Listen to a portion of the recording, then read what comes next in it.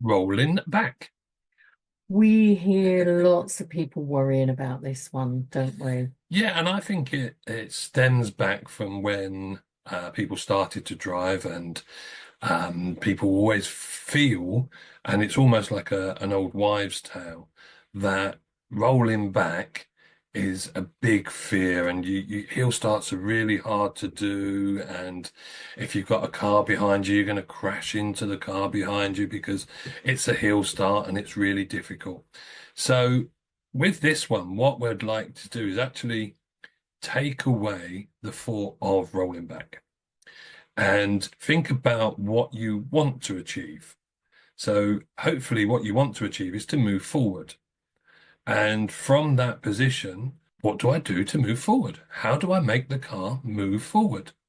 And then practice that on a flat ground.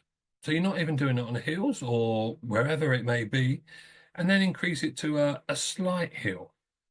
So again, you've got to use your skills of clutch control and acceleration and obviously observations as well, but making sure that your focus is on the move forward rather than the focus of rolling back and what's behind you. And again, what we want you to do is just to practice that. Practice that feeling of what do I do with my feet? How do I do this?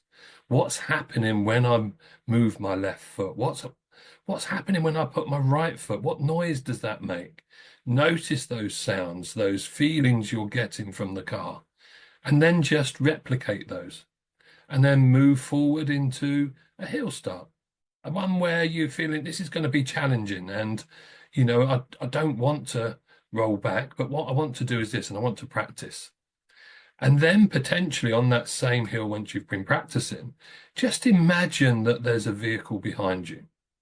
Imagine that you're in a situation where you are at the front of a junction and this car is very close behind you.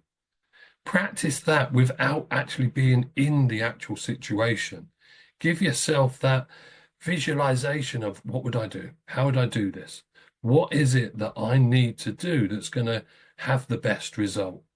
And practice that a few times. Practice it with different vehicles behind you, different distances away from you, and even potentially weather.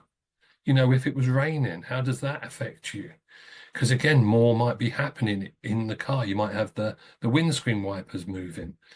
So again, practice it in different situations, different scenarios, and then move forward so that you can practice in those actual situations where you may well have vehicles behind you. But what you're doing is you're focusing on moving the car forward rather than thinking of what's behind us and what might happen.